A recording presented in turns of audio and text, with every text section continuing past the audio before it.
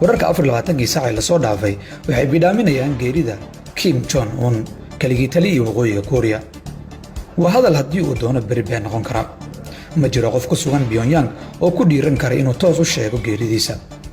dawladdu wali arrintaas ma sheegin, laakiin saxaafadda Shiinaha, midda Japan iyo midda Koonfurta Korea ayaa sheegaysa geeridiisa.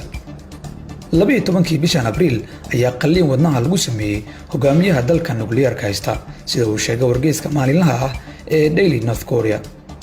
wargeysku wuxuu intaa raaciyay in xaalkiisu uu soo wanaagsanaanayo, laakiin saxaafadda ka baxsan xayndaabka kaligii taliska ayaa xoojinaysa inuu u dhintay qalliin wadnaha ah.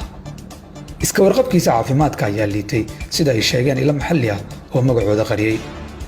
CNN ayaa ka soo xigtay ilo sare oo Maraykan ah oo uusan magacaabin in xaaladda hogaamiyaha Kooriyada Waqooyi ay dhimasho badan tahay, laakiin madaxweyne Trump ayaa hadalkaas shaki geliyay. Shiinaha ayaa asbuucii hore dhaqaatiir u diray Pyongyang si ay ula tacaalaan xaaladda hogaamiyahan.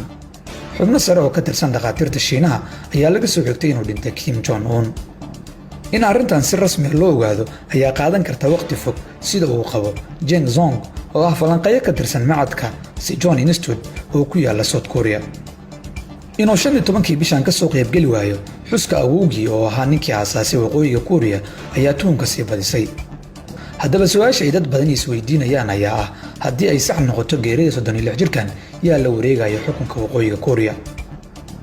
Kim Jong Un waa qofka saddexaad ee jiilkooda ee maamulay waqooyiga Korea. waxaa ka horreeyay aabihiis iyo awowgii. siday wax ku socdaan waa sida boqortooyada oo kale.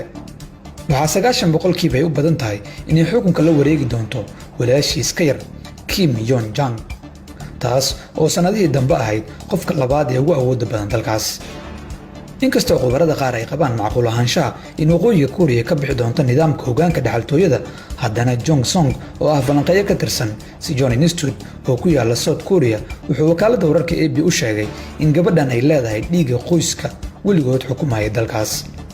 wuxuu ku dooday in muddooyinkii la soo dhaafay loo tarbiyeenayay maamulka iyadoo walaalkeed kala qaybgalaysay kulamada muhiimka ah sida kulankii uu la qaatay madaxweyne Trump, taasoo ah astaan muujinaysay in loo diyaarinayo dhaxaltooyada. Kim Yo Jong waa 31 jir, waa xaas, waxayna sida aabaheed wax ku soo baratay Switzerland. 2018 ayaa si fiican loo bartay. hadda waxay qaabilsan tahay arrimaha horumarinta kacaanka iyo ilaalinta sumcadda walaalkeed, waxaana lagu tilmaamaa qofka labaad ee ugu xoogga badan xisbiga WPK iyo qoyska xukunka haya. saxaafadda reer galbeedku waxay ku naanaysaan Ivanka Trump of North Korea. waxaa la sheegaa inay wax badan oo dabeecada la wadaagto walaalkeed, sida inuu sii jiro dhaqanka kaligii taliska, cabsigelinta dadweynaha iyo inuu qoyska ku sii nagaado xukunka. xeelarayaasha qaar ayaa qaba in haddii ay dhab noqoto geerida Kim Jong Un inay macquul tahay inay jaha kala aado waqooyiga Korea oo ay dadkeedu ka badan yihiin 25 milyan oo qof.